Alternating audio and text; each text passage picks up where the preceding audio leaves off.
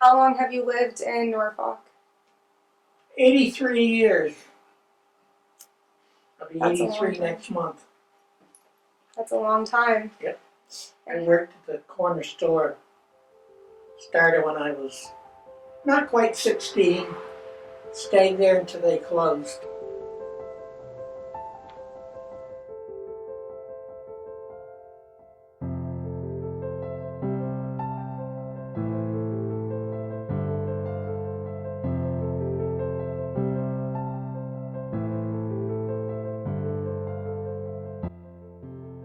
So I'm an architect, and my practice started 30 years ago almost, and most of my clients are weekend New Yorkers. So I've had the advantage of being able to do these great artistic projects for many years. And when I started to look at it, I realized that the very thing that was supporting me was the thing that was making these communities harder and harder for everybody else to stay. I've always loved to travel, but I've also always said that I can't imagine myself living anywhere else or growing up anywhere else. I was born and raised, so I've, left a couple of times through the years, got married, had children, and moved away a couple of times, but returned. Went into Hartford for 4 years. Worked for the state civil defense. And then the owners of the pharmacy asked me to come back, which I did because I was kind of a caretaker of my mother. It's a great town to live in. There's an awful lot to do. Terrific library, and cultural, and other aspects of living here are great. A small town, a quiet town, I think you feel safe.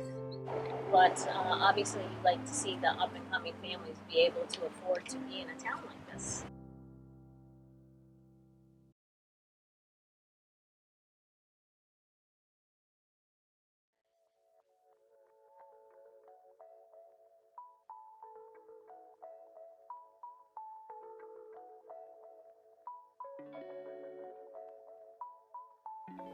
Our existence originated as the result of a group of citizens being concerned about affordability in Norfolk. It was kind of obvious to everyone that regular working people were having a difficult time buying homes in Norfolk. It's all about bringing younger families in and keeping the people who want to stay here. People look at it, as I do, trying to run the town, as it's an opportunity for revenue to come in, as well as to have people move into town who can assist in the volunteer organizations, the ambulance and the fire department.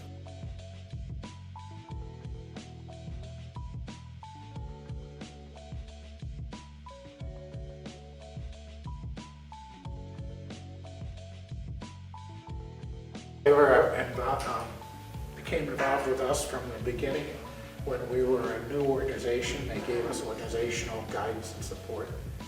And then WISC also provided substantial financing in form of 2 bridge loans, gap loans.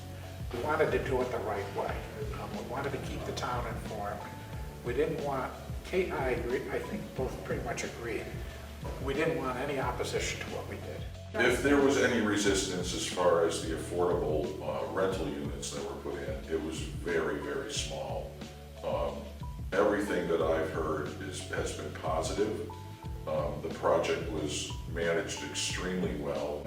It took 2 buildings that were very visible on Route 44 up to a standard that they look terrific.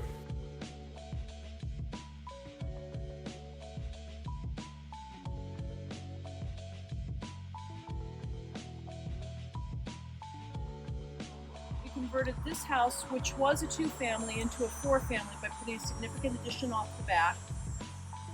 And we converted that house, which was a 1-family, into a 2-family house. Most of what we did were energy improvements and upgrades because these buildings and the other buildings are all historically significant. We needed to retain the original windows.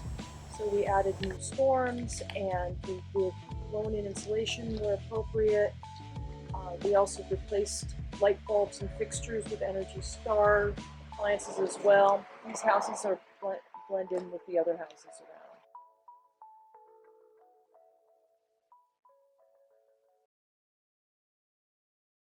Being able to be in the affordable housing has given me a little bit more freedom. You know, I mean, I'm close to work. That's great because I don't have to drive far. As far as, you know, the expenses and things like that, it's a huge help to me because I'm a single mom. So that's difficult on its own. Nowadays, it's just hard to, you know, afford anything really, let alone in a state like Connecticut and even Norfolk. But these properties are a great stepping stone to getting more people into town and allowing them to live in such a great environment and community. I think it just reaches out to those of us who have had a difficult struggle and are not able to, you know, maybe afford certain places. I mean, you know, we have people here that have weekend homes and summer homes, and a lot of people come in the summer's really booming around here, but it's the townspeople in the winter.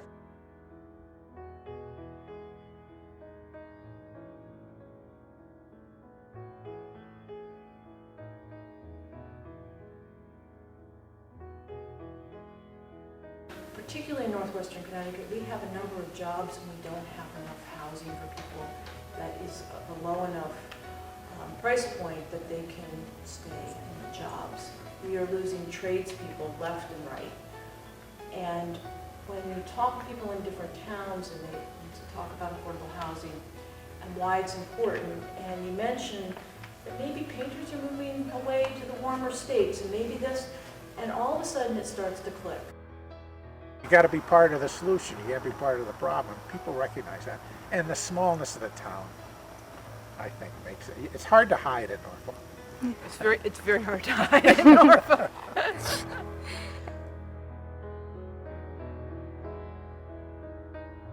Everything thrived and survived on the basis of people who volunteered their time. And if we didn't sustain a population of people willing to do that, the town would have suffered.